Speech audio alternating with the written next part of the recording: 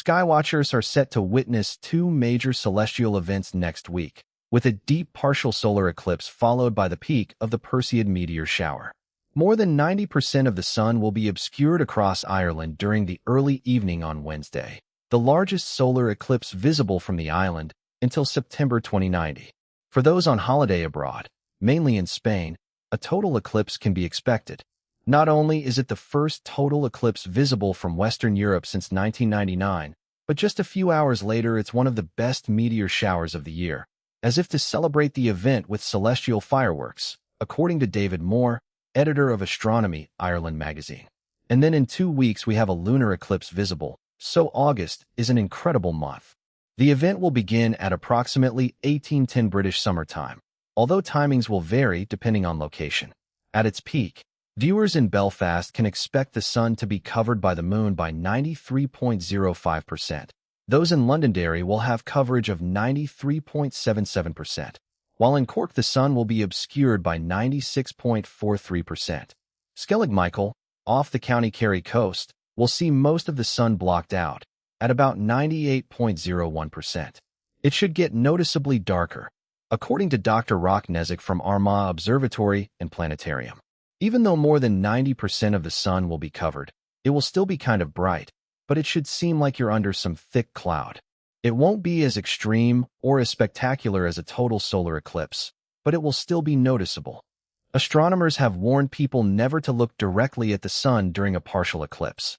Even when most of the star is covered, the visible section remains bright enough to cause damage to the eye. The problem is that our retinas don't have pain receptors, so you won't know that you're damaging your eyes, Nezik added.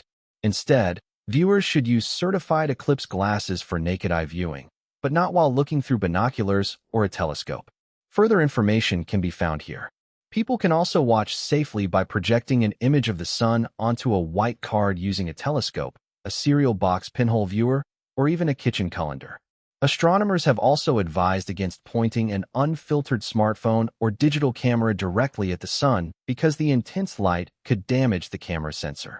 The only thing you can look at with the naked eye is a total solar eclipse, and there hasn't been one of those on Irish soil since 1724, and there won't be another one visible until September 2090, added Astronomy Ireland's David Moore. Several hours later, the Perseid meteor shower will reach its peak later in the night, and overnight into Thursday. A new moon means moonlight should not interfere with viewing, creating favorable conditions if skies remain clear. The Perseids are produced by tiny pieces of dust and rock left behind by Comet Swift-Tuttle. When the particles enter Earth's atmosphere at high speed, they heat the surrounding air and create brief streaks of light.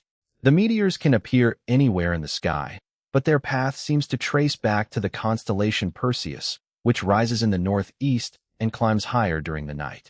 Observers are advised to find a dark location away from streetlights and to allow at least 10 minutes for their eyes to adjust. No telescope or binoculars are needed, and, under ideal conditions, around 100 meteors an hour could be visible.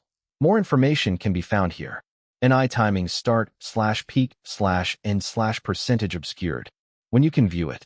Armagh, 1810 to 1908. 2003, 93.66%. Belfast, 1810 to 1908, 2003, 93.05%.